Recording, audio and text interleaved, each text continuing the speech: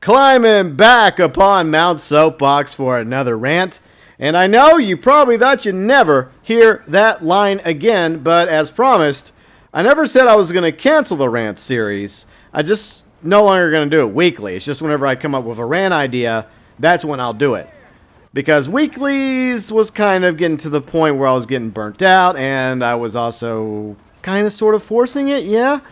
But we got a rant today, as you may have noticed, so hip hip hooray! And it's going to be a spoiler-filled rant regarding the epilogue and post-epilogue of Red Dead Redemption 2, and you probably realize that by the title. So yes, spoilers regarding Red Dead Redemption 2. If you haven't gotten to the epilogue or post-epilogue, specifically post-epilogue in Red Dead Redemption 2, and you do not want to be spoiled, I suggest you hit the pause button and come back to this rant later.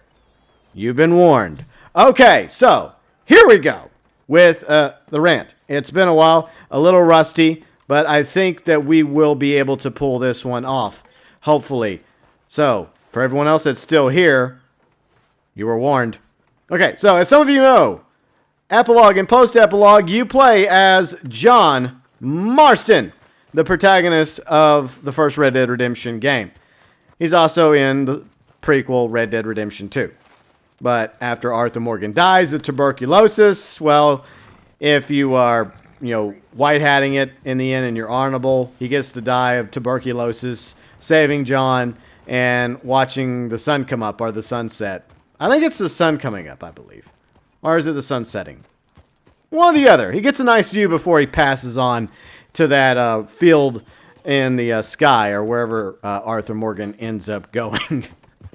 But anyways, what we're led with is a time jump, just like with Red Dead Redemption from 1911 to 1914. But in Red Dead Redemption 2, the time jump is 1899 to 1907. And we know this to be accurate, or at least hopefully, because of the fact that Jack Marston is a few years older in the epilogue and post-epilogue of Red Dead Redemption 2 than he was during the first 6 chapters. So I think that's what most of us go by when it comes to the time jump. It seems to be the consensus that the year now in Red Dead Redemption 2 is 1907. Now, for the record, I have no problem with John Marston taking up the torch from Arthur Morgan. As most of you know, I like John Marston. I love the first Red Dead Redemption game. It's one of my favorite games of all time. And I think John Marston is still a great protagonist. And it's awesome that we get to play as him again, even if it is bittersweet because of how Red Dead Redemption ends up. But there is some things regarding Red Dead Redemption 2's epilogue and post-epilogue and basically the year of 1907 compared to where the game's going to be 4 years later that really doesn't make much sense to me when it comes to the timeline. Now, we're going to start off here in Blackwater. Now, there's some things that are obviously going to be different about Blackwater from the current gen version of Blackwater, Red Dead Redemption 2 version, as opposed to the Red Dead Redemption 1 version of Blackwater, even though technically Blackwater is further along in development in that game because, yes, it's set in 1911 as opposed to 1899 or, in this case, 1907. But I feel like these buildings and the road and other things regarding Blackwater should already be built. Now, it's possible that maybe this does get built throughout you playing in the epilogue and post-epilogue, just like some of the buildings in Valentine and elsewhere. Maybe, just maybe, if I just continue playing this game post-epilogue, that the bank will get built and the police station over here will get built in time. I honestly don't know if that's the case. And if it is the case, then feel free and let me know below in the comment section. Because, to be honest, I don't know. They may just stand here and hang out. And it looks like they're working on building up the police station as well as the bank and the gazebo that's eventually going to be here in 1911 Blackwater. But as of right now, they're both still under production or construction, more or less. like I said, I feel like that all this should already be built by 1907. And the same thing goes with our next location, which is Manzanita Post. Now, most of you remember from the first Red Dead Redemption that, for the most part, it's kind of sort of the same. There's the log cabin you can buy, which is strangely not too far from Beecher's Hope. And, of course, the store. But a big thing that's missing, that still isn't here in 1907, 4 years prior to the events of Red Dead Redemption, is the train station. And also, train tracks. It's also the case in Blackwater. Yes, there is no train station or train tracks outside of Blackwater, like there should be, because Blackwater is a pretty decent-sized town, and it's also a port city, so you think logically there would already be a train station as well as train tracks outside of Blackwater, just like of any other town or city during the time periods of the 19th, early 20th century, but it's not the case. But 4 years later, magically, not only is there a train station in Blackwater, there's also a train station here, along with a train line that goes, well, this way basically, all the way to, I believe, somewhere over here is where the line's supposed to run. And there's obviously a bridge, for the rail line that is missing. But 4 years later, it'll be here. But there's actually no construction taking place as of 1907 regarding the train stations for Blackwater. Manzanita Post are the rail line that's going to run from Blackwater to Manzanita Post all the way here into New Austin. Another station missing, I believe it would be like right here at the edge of West Elizabeth at the border near New Austin, is the other train station. It's also not here. But once again, magically, 4 years later, it'll be here. I feel like 4 years is, for this time period, a lot to happen in such a short period of time for things in the game that should already exist, especially with the fact that train travel was kind of sort of important during the 19th and 20th and even up into the 21st centuries. Now, it's also possible I could have been wrong about where the bridge spanning across West Elizabeth and New Austin is. It looks like that actually this is a rail bridge currently under construction, so at least Rockstar's doing this much, but I do seem to recall that bridge being a lot bigger. Now, I could be completely wrong about that, but at the same time, once again, I feel like that this line and the bridge should already be established in the 1907 events and world of Red Dead Redemption 2. And of course, there is train lines in Red Dead Redemption 2 throughout the other states that you encountered through chapters 1 through 6 and epilogue as well as post-epilogue. There is definitely still train lines in the New Austin area that run all the way down to McFarlane Ranch. But in McFarlane Ranch, we will see some other issues that I kind of sort of have. While a pretty decent sized town like Blackwater, Manzanita Post don't have a train station or a rail line in 1907. Surprisingly, a ranch known as McFarlane Ranch seems to have rail lines still running around it, which is historically accurate because 4 years later, these lines are here, along with another train station. Now, that's obviously a lot smaller right now, so logically within reason, I can excuse this smaller building being here instead of the much bigger train station that'll be in Red Dead Redemption 4 years later in 1911. So in 4 years' time, yeah, this could get knocked down and a bigger version could be built to accommodate for more traffic coming through the New Austin area, and McFarlane Ranch serving as a nice stopping point. But there is an issue that I do have with McFarlane Ranch, and it seems pretty obvious. When you think of a ranch, you think of cows and horses, chickens, and maybe a barn. But for some reason, the big giant McFarlane Ranch barn is missing. And it doesn't even remotely seem like that the McFarlanes are working on building said barn. A barn is kind of sort of important to a farm and a ranch, especially one like McFarlane Ranch. And you think that the barn would either be almost finished by 1907 or completely done. It's, like I said, kind of sort of important. And during the epilogue of Red Dead Redemption 2, the second thing that gets built at Beecher's Hope is the barn. The first thing that John and Charles build, along with Uncle, he helped a little, was the house. The house makes sense. I get that. You have to have a ranch house or a farmhouse. But the second thing should have been the barn. And the same thing should apply to the McFarlane Ranch, which is obviously bigger than Beecher's Hope. But alas, the barn has yet to be built. I'm just saying it should already be here in 1907. But it'll be here in 4 years from now. Only for, the Williamson gang to try to burn it down. Now, I get that there's going to be some differences between the way the map looks from Red Dead Redemption to Red Dead Redemption 2. Specifically, West Elizabeth's tall trees, Great Plains, as well as the state of New Austin. I understand that there's going to be differences, size-wise, and different looks and feels that they decide to go to.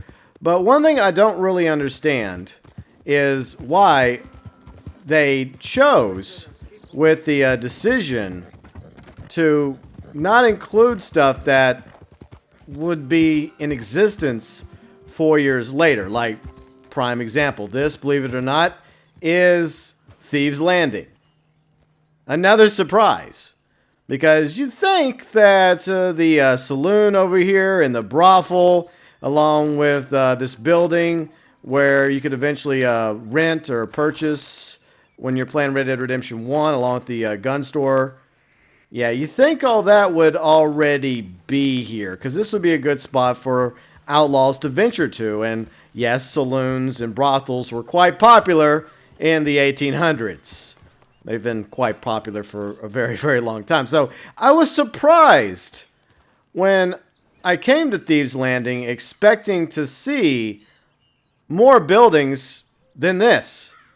Another example of us having to go by the timeline and wonder why exactly is the brothel, the saloon, and other buildings at Thieves Landing not here in 1907, only to magically appear 4 years later. Now, bear in mind, all these things, at the end of the day, can be explained to some degree. Well, in 4 years' time, maybe there was a boon to the Blackwater area, along with the Great Plains, tall trees, along with New Austin, allowing for a massive influx of funds and monies and construction to come in, along with the train line from Blackwater to Manzanita Post, all the way through to New Austin, along with crime also flourishing in Thieves Landing, allowing them to build the saloon and brothel and all the other buildings. And then, of course, when it comes to McFarlane Ranch, the McFarlanes, for whatever reason, decided, yeah, let's go ahead and build a barn now. I know we've had this ranch for all these years, Bonnie, but we're going to go ahead and build a barn. Okay, Dad, that sounds like a great idea. I know that we haven't had a barn forever, and so far we've managed to make do and survive without a barn, but for reasons, we're going to spend the next 4 years building this barn. So, I don't know why these things don't exist in 1907's version of this world, only to magically come into existence 4 years later.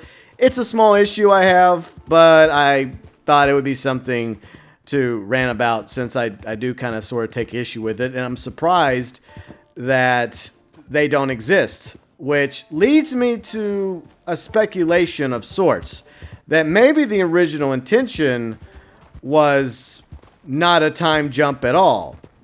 Now, if you go by the idea that maybe this is what the map looks like in 1899, and Rockstar had no intention of continuing the game after Arthur Morgan's story was over, and they already had built these elements like Thieves Landing, along with McFarlane Ranch, to the level that they're at, along with the train stations or lack thereof at Blackwater, along with the construction, and no train station at Manzanita Post either, then I guess it would make more sense for this to be 1899 than 1907. But alas, there's enough concrete proof in the game that leads us all to believe that this is in fact the year 1907, not 1899.